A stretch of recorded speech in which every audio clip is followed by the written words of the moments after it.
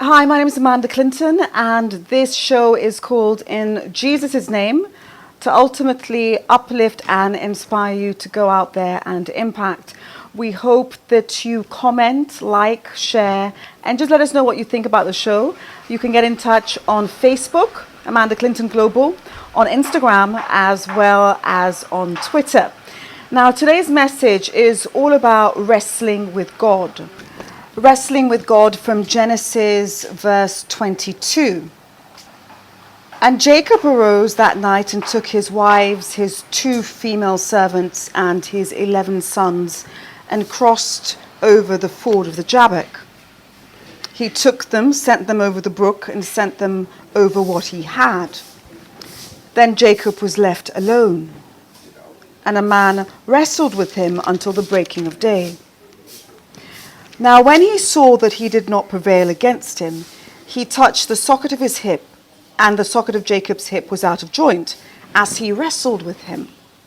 And he said, "Let me go, for the day breaks." But he said, "I will not let you go until you bless me." So he said to him, "What is your name?" And he said, "Jacob." And he said, "Your name shall no longer be called Jacob, but Israel, for you have struggled with God and with men, and have prevailed." Then Jacob asked, saying, "Tell me your name, I pray." And he said, "Why is it that you ask my name?" And he blessed him there. So Jacob called the name of the place Peniel, for I have seen God face to face, and my life has been preserved. Now that's a wonderful passage from Genesis verse 32, wrestling with God. How Jacob, which is a name that means trickster, liar, thief, called a new name by life and by God, in terms of him being called Israel, one who strives and contends. So ultimately, it is the Christian walk to come from what we were to what we can grow to become, by wrestling and by contending until life does no longer name us that name that we were called. We no longer call ourselves what we were called, and we change and become transformed in order to become better people. And as we saw with that passage, the transformation came with the fact that Jacob was just, in his nature, which is he was a contender, but the kind of contender that it was a thief and a liar. And so when he had this encounter with God, he wasn't prepared to have, and he wasn't thinking he was going to have it, he fought. And that's the wonderful thing about fighting with God, because we can fight with God our whole lives, and then we can just resign ourselves to give up the struggle, and then the nature of the struggle changes. Because Jacob had fought God his whole life. He was very happy being a liar and a trickster. But once he had a real encounter with God, he was able to not only strive with God, but literally, the nature of the encounter changed, where God said, "Well, you've encountered me, now let me go." And then Jacob said, "I will not let you go until you bless me." And so if you're in that position today where you're looking for a blessing, you're looking for confirmation, you're looking for change, sometimes who and what we are can take us to who we're supposed to be. Because if Jacob was a liar and a trickster and he had all this energy but for the wrong thing, he can, with his energy, with his character, with his ability to see the whole thing in terms of like how to deal with people in the world, bring it into the house of the Lord and use it more positively. Secondly, when one is named by life and shamed by life, the beauty about it is that if you have breath in you, you will have an opportunity to work out the salvation that God has put in you. Because once you get to the position where you resign yourself from that position of striving, and then you inquire more from God, and then you say to God, "I will not let you go until you bless me," the way God will bless you will be in the same way as your nature. In terms of Jacob was a liar and a trickster, but used in the house of God, he became someone who was named a contender of God, meaning he could use that skill set in God's house. ultimately. So that's a great passage from Genesis, wrestling with God so that we use our nature in God's house.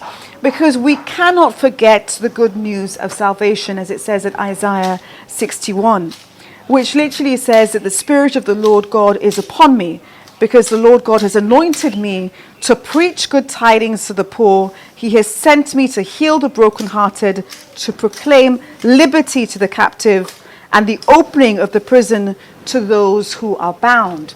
And that is symbolic for something that ultimately means that God is waiting on you to arise. Because if you've been wrestling with him your whole life and it literally hasn't been working out for you, perhaps it's time to try a different fountain of water, quite literally. Because when God says that he has, to preach the good tidings to the poor, the good tidings to the poor is those who are poor in spirit. So if you're poor in spirit today because you're not in the position you'd prefer to be, you're not living the life you would prefer, you're not with the people you would prefer, you're not living your life but living somebody else's life, and you're living a life subject to. The good news of salvation that has come on a practical level is that whatever life you would prefer to live, you can live that life. It just takes, sacrifice. It takes, focusing on your goals. It takes spending more time on developing what is within in order for what is within to come out. And so if you can do that from today onwards and you work steadily towards that, the good news of salvation is that you can have the life that you would prefer. That is your personal life, your spiritual life, and your emotional life. But on a more practical level, wrestling with God is all about the world will give you different things. It will give you lights, it will give you glamour, it will give you noise, it will give you action, and all these things. But these things run out because people will fail, systems will fail, the money will run out, promises will be broken, etc. But there is one promise that never gets broken, and that's the promise that if you invest in God and getting to know him, you will become better because you get to know yourself. Because who and what we are is spiritual beings just happening to be having a physical encounter. So if we're spiritual beings having a physical encounter, now may be the time to perhaps know what it is to be more spiritual in order for you to edify yourself and go out into the world to aggressively get the things that you desire. So I hope you enjoyed that message, Wrestling with God, because ultimately the good news today is that no matter what the world looks like, you can still use every day for opportunity and you can still have the life you desire. It's just going to take practice, sacrifice, dedication, and just being absolutely authentic with yourself about who and what it is that you want to become. So my name is Amanda Clinton. This platform is called In Jesus' Name, and Amanda Clinton Global is on Facebook, it's on Twitter, it's on Instagram.